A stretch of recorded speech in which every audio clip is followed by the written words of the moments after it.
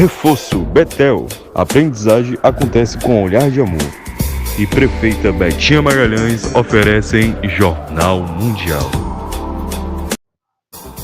Boa noite. Boa noite. Após a decisão da Meta de suspender o seu programa de verificação de fatos, a ONU afirma que regulamentar conteúdo nocivo na internet não é censura. Aposentados e pensionistas do INSS pagaram mais juros pelo crédito consignado.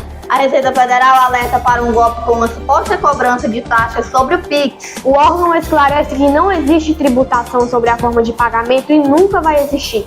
O avião que ultrapassou a pista do aeroporto em Ubatuba e explodiu na praia utilizou menos espaço do que tinha disponível. Nos Estados Unidos, sobe para 10 o número de mortos nos incêndios devastadores em Los Angeles.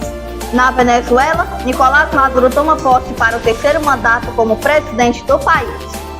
E afirma que ninguém impõe um presidente à Venezuela. O Jornal Mundial está começando.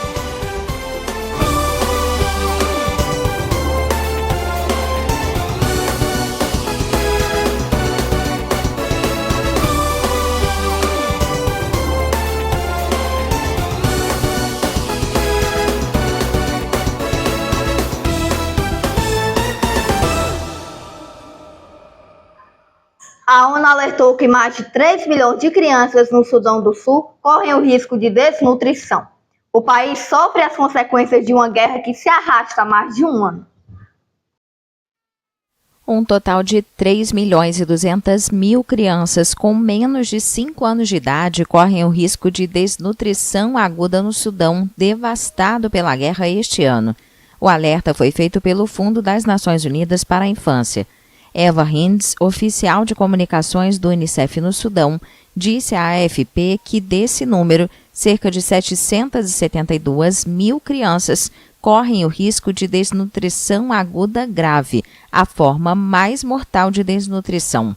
O Sudão está envolvido em um conflito de 20 meses entre o exército sudanês e paramilitares, que já matou dezenas de milhares de pessoas e deslocou 12 milhões, de acordo com a ONU. A fome já atingiu 5 regiões do país, segundo as agências das Nações Unidas, com base em um relatório recente do Sistema de Classificação de Segurança Alimentar. A entidade estima que a fome vai se espalhar para mais 5 distritos no oeste de Darfur até maio. O governo sudanês, que está alinhado com os militares, nega que haja fome no país, enquanto as agências de ajuda alertam que os obstáculos burocráticos as impedem de obter acesso. O exército e os paramilitares foram acusados de usar a fome como arma de guerra. O alto comissário da ONU para Direitos Humanos, Volker Turk, afirmou nesta sexta-feira que regulamentar o discurso de ódio na internet não é censura. A declaração segue a decisão da Meta de suspender seu programa de verificação de fatos. A Meta, proprietária do Facebook e do Instagram, anunciou a suspensão do seu programa de verificação de fatos esta semana. A notícia recebeu críticas de inúmeros segmentos da sociedade e, nesta sexta-feira, também foi alvo de atenção do Alto Comissário das Nações Unidas para os Direitos Humanos. Volker Turk afirmou na rede social X que autorizar discursos de ódio e conteúdos prejudiciais na internet tem consequências no mundo real. Para ele, regular esse conteúdo não é censura. O alto comissário ainda fez um apelo à responsabilidade e governança no espaço digital, em conformidade com os direitos humanos. Na quinta-feira, a International Fact-Checking Network sustentou que era falso o argumento de censura apresentado pelo fundador da Meta, Mark Zuckerberg, para encerrar seu programa de verificação de fatos nos Estados Unidos. A Rede Internacional de Verificadores, que reúne 137 organizações, destacou a necessidade de restabelecer a verdade sobre o tema, tanto para o contexto atual quanto para a história. Como justificativa para a decisão, Zuckerberg alegou que os verificadores de fatos foram politizados demais e contribuíram para reduzir a confiança em vez de melhorá-la, especialmente nos Estados Unidos. De acordo com ele, a Meta busca restaurar a liberdade de expressão em suas plataformas. A agência France Press trabalha com um programa de verificação de conteúdo do Facebook em 26 idiomas. O Facebook paga para usar verificações de cerca de 80 organizações ao redor do mundo em sua plataforma, assim como no WhatsApp e no Instagram. Os aposentados e pensionistas do INSS pagarão mais juros pelo crédito consignado. A decisão foi aprovada pelo Conselho Nacional de Previdência Social. Vamos saber de mais detalhes ao vivo com o Gabriel Braga. Boa noite, Gabriel. Justamente, Alice, boa noite para você e boa noite para a Vitória. Aposentados e pensionistas do INSS passarão a pagar mais pelo valor do crédito consignado.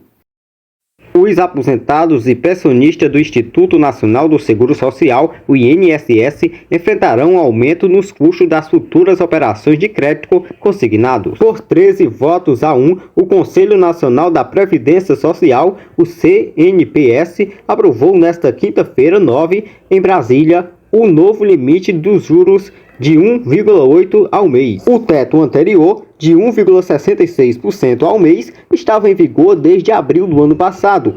Para o cartão de crédito consignado, o limite foi mantido em 2,46% ao mês. As mudanças propostas pelo governo entraram em vigor 5 dias após a publicação da instituição normativa no Diário Oficial da União, prevista para os próximos dias. Os bancos, no entanto, haviam solicitado uma implementação imediata do novo teto. No contexto do aumento, o aumento foi justificado pelas recentes elevações na taxa Selic, os juros básicos da economia. Em dezembro, o Comitê de Política Monetária, o Copom, do Banco Central, ajustou o Selic de 11,25% para 12,25% ao ano. A alta levou os principais bancos a suspender a concessão de crédito consignado, alegando inviabilidade financeira com o teto anterior. Infelizmente, é o que acontece com nós, povo brasileiro. Mas é isso mesmo, Alice, direto aqui, devolvo para você aí no Jornal JM.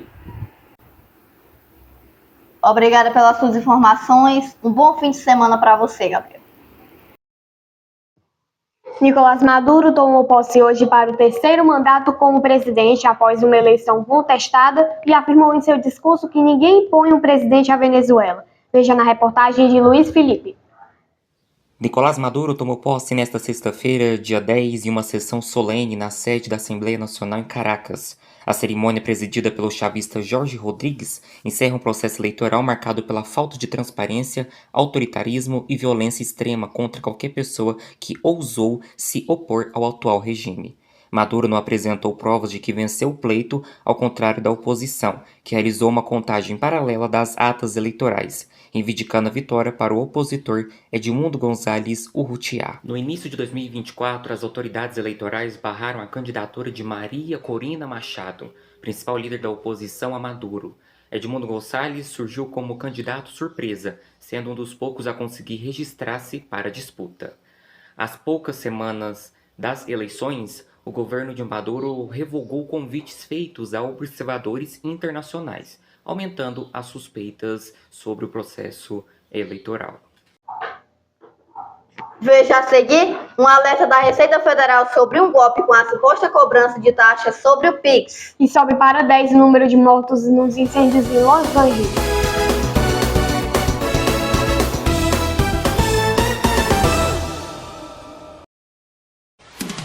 Jornal Mundial é patrocinado por Prefeita Betinha Magalhães, Deputado Estadual Sérgio Aguiar, mais Ceará, mais desenvolvimento.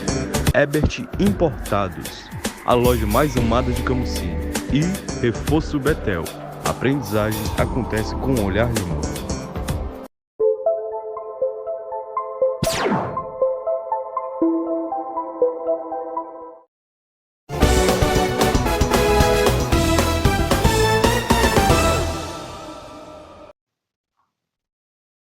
O avião que ultrapassou a pista do aeroporto em Ubatuba, no estado de São Paulo, e explodiu na praia ontem, utilizou menos pista do que tinha disponível.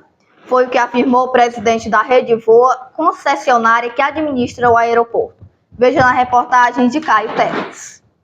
O avião que ultrapassou a pista do aeroporto de Ubatuba explodiu na praia nesta quinta-feira, utilizou menos pista do que era e do que tinha disponível. Essa pista já era considerada insuficiente para um pouso seguro daquele tipo de aeronave. Isso é o que revela em uma entrevista à imprensa Marcelo Mauri, CEO da Rede Voa, concessionário que administra o aeroporto. O acidente provocou a morte do piloto, que chegou a passar por uma reanimação após ser retirado da aeronave. Uma família formada por um casal e 2 crianças foram resgatadas com vida e levadas para o hospital. O homem de 48 anos e os filhos de 6 e 4 seguem em um estado estável, mas a mulher de 41 anos estava em estado grave na manhã desta sexta-feira. O aeroporto de Ubatuba fica à frente da praia, com o mar à sua frente e a serra atrás. Na direção em que o avião passou, a pista tem 560 metros disponíveis para pouso, embora tenha 940 metros de extensão. Além disso, o manual da aeronave, obtido pela imprensa, aponta que em pista molhada o avião precisaria de no mínimo 838 metros para parar a aeronave. Da concessionária, que administrava o local desde 2017, também afirmou que é muito raro que um avião deste modelo, com motor a jato, pouse neste aeroporto. Segundo Mouri, o aeroporto recebe essencialmente helicópteros e aeronaves turbohélice. As turbohélices foram projetadas para operar em altitudes menores e em velocidade média de 500 km por hora, enquanto os jatos voam mais alto em velocidade de 800 km por hora. Donald Trump foi condenado nesta sexta-feira com a sentença simbólica, embora histórica, por comprar o silêncio da ex-atriz pornô Stormy Daniels. A decisão não implica prisão nem multa, mas torna o republicano o primeiro presidente eleito a chegar à Casa Branca com uma condenação criminal. Após uma longa batalha judicial, o presidente eleito dos Estados Unidos, Donald Trump, foi condenado com uma sentença simbólica, embora histórica, no caso envolvendo a ex-atriz pornô Stormy Daniels. Nesta sexta-feira, o juiz do Tribunal Distrital de Manhattan, Juan Merchan, anunciou que o republicano não vai ser preso e nem mesmo terá que pagar uma multa. Durante uma audiência a qual Trump compareceu virtualmente, o magistrado disse: a única sentença legal que permite a aplicação de um julgamento de condenação sem invadir o cargo mais alto da terra é a liberação incondicional. Essa condenação incomum mantém a culpabilidade, o que faz dele o primeiro presidente eleito a chegar à Casa Branca com uma condenação criminal. O magnata, que vai tomar posse no próximo dia 20 de janeiro, foi declarado culpado em maio por um júri popular de 34 acusações de falsificação de documentos contábeis para esconder, na reta final das eleições de 2016, o pagamento de $130 mil à ex-atriz pornô Stormy Daniels, com quem teria mantido um breve relacionamento extraconjugal 10 anos antes, fazendo a quantia passar como gastos legais. O presidente eleito classificou o processo penal como uma vergonha para o sistema judicial, que serviria para prejudicar sua reputação e para que perdesse as eleições. A defesa de Trump trabalhou duro para que o bilionário não fosse sentenciado e que o caso fosse arquivado, invocando a decisão favorável da Suprema Corte, que em julho passado decretou imunidade presidencial para atos oficiais, mas o mais alto tribunal americano rejeitou um recurso na quinta-feira. Este foi o único dos 4 casos pendentes contra Trump que o colocou no banco dos réus. As outras 3 acusações contra ele, incluindo uma suposta tentativa de anular o resultado da eleição presidencial de 2020, que ele perdeu para Joe Biden, e pela retenção de documentos confidenciais em sua casa, foram suspensas desde sua vitória no pleito de novembro. A Receita Federal emitiu um alerta para a tentativa de golpe com uma falsa cobrança de taxas sobre o Pix. A reportagem é de João Pedro Coutinho. A Receita Federal emitiu um alerta nesta sexta-feira sobre uma nova tentativa de golpe que está circulando nas redes sociais com o nome do órgão. Criminosos abordam possíveis vítimas dizendo que é uma suposta cobrança de taxas pela Receita Federal sobre transações via Pix em valores de acima de 5 mil e por isso pedem que o boleto seja pago.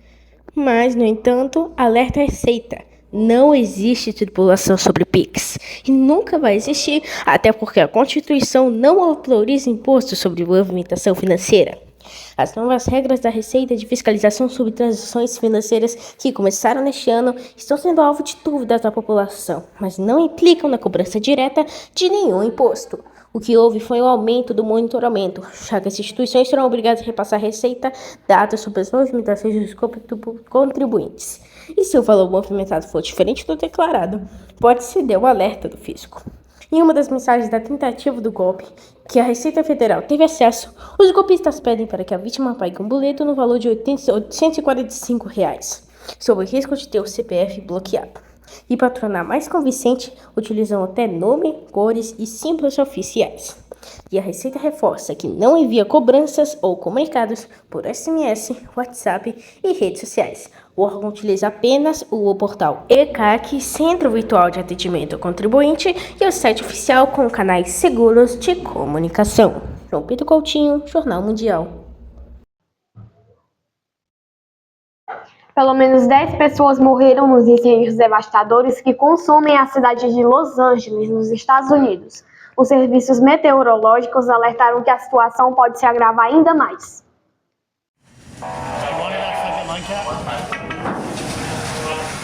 Os 2 incêndios que assolam Los Angeles são considerados pelo governo norte-americano como os mais devastadores da história da Califórnia. Nesta sexta-feira, o balanço de mortos subiu para 10, mas as vítimas ainda não foram identificadas. As chamas permaneciam fora de controle enquanto as condições meteorológicas podem piorar ainda mais. A enorme operação de combate ao fogo se estendeu por toda a noite, com a ajuda de helicópteros que conseguiram decolar graças a uma trégua temporária dos fortes ventos na segunda maior cidade dos Estados Unidos. Ao mesmo tempo, as autoridades preparavam um forte dispositivo de segurança, com a mobilização de militares da Guarda Nacional e o plano de impor um toque de recolher obrigatório à meia-noite, devido a relatos de saques. Os serviços meteorológicos alertaram para um possível aumento significativo dos incêndios nesta sexta-feira. As chamas, que avançam com muita velocidade, são alimentadas por rajadas de vento de até 160 km por hora, em condições de seca extrema. Mais de 2.000 construções já foram destruídas e 180 mil pessoas precisaram ser deslocadas. Um estudo publicado nesta sexta-feira na revista médica The Lancet estima que o número de mortes na faixa de Gaza durante os primeiros 9 meses da guerra entre Israel e o movimento islamista Hamas é 40% maior do que o relatado pelas autoridades do território palestino.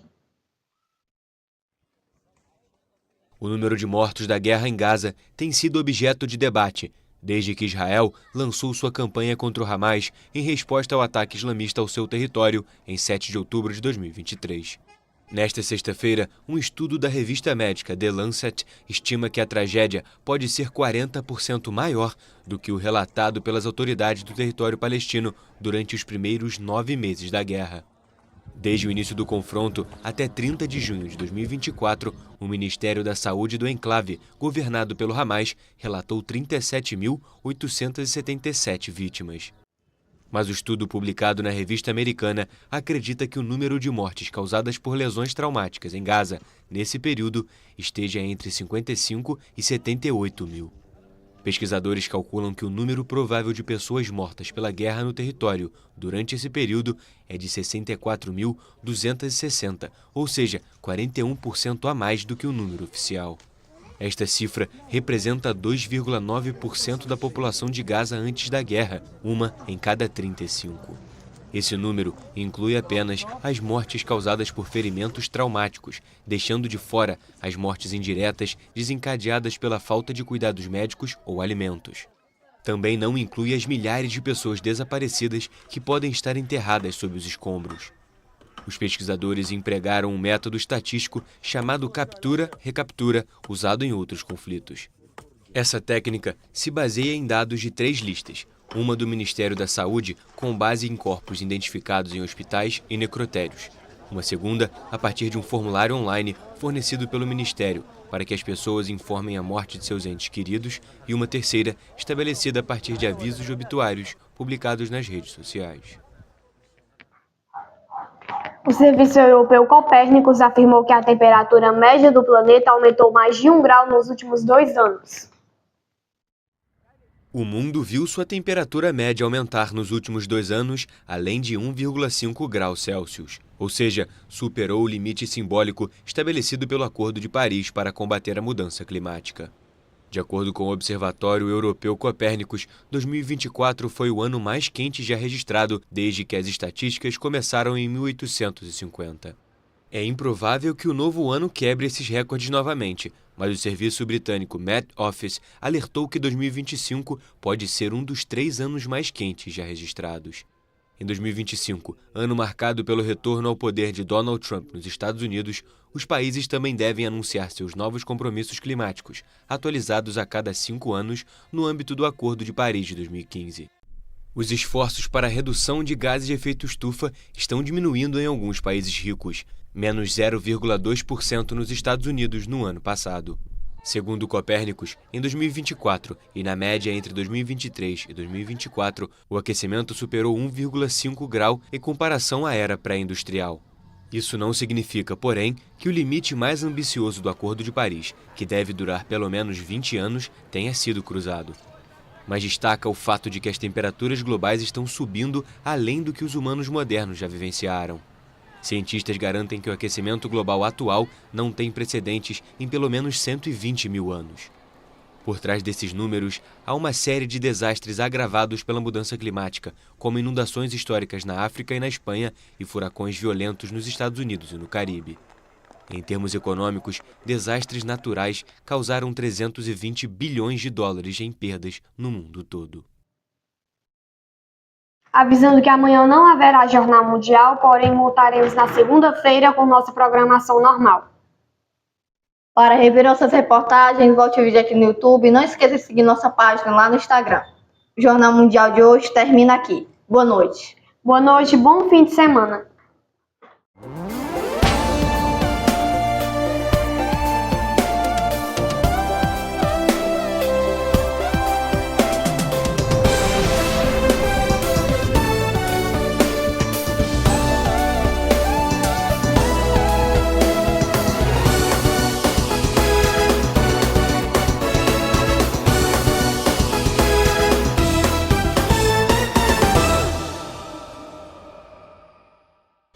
Jornal Mundial. Oferecimento Ebert Importados, a loja mais amada de Camusim. Deputado estadual Sérgio Aguiar, mais Ceará, mais desenvolvimento. Reforço Betel. A aprendizagem acontece com olhar de amor. É a nossa querida prefeita Betinha Magalhães.